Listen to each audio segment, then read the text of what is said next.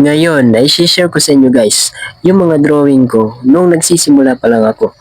At yung mga drawing ko hanggang ngayon. Actually, marami pa akong drawing na hindi ko nasama dito. Kasi dati nawala yung cellphone ko. Kaya yung mga pictures at videos ko ng mga drawings ko ay naglahong parang bula. At di ko rin nasama dito yung mga portrait commission ko. Nandun na yun sa mga client ko na mga nagpa-drawing sa akin pagkatapos nila magbayad. Ito kasi mga free sketch lang to, free portrait, at mga fan art. Meron din naman mga commission portrait dito sa akin na natira na hindi ginuha pero nagbayad. At meron din naman ditong hindi ginuha. Ewan ko, di ko alam.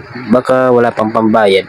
Pero okay lang. Yung mga ganyan kasi, hindi yan hadlang o dahilan para itigil mo ang passion mo at ang pangarap mo. Ito, kapag nagsisimula ka pa lang na i-pursue ang passion mo, di talaga yan mawawala na meron at meron talagang magsasabi sa iyo na ang pangit ng gawa mo, ang pangit ng drawing mo, wala kang mapapala dyan sa ginagawa mo, wala kang mararating sa buhay mo. Ito, wag na wag mo talaga silang pakikinggan kasi hindi sila kasama sa mga pangarap mo. Ibahin mo ang mindset mo. Actually, wala kang dapat patunayan sa kanila. Ikaw lang dapat patunayan mo sa sarili mo na kahit imposible, sa tulong ng Diyos na nagbigay ng kakayang ito at talentong ito, kaya ko to at makakaya mo talaga yan kasi hindi yan binigay ng Diyos sa'yo na walang silbi. Binigay ng Diyos ang talentong iyan upang maging inspirasyon ka sa iba, hindi lang sa pagdrawing, kundi pati sa ibang larangan. Tandaan mo, lahat ng malulupit at magagaling nagsimula sa pagiging mahina pero nagpatuloy, kaya kaya mo yan.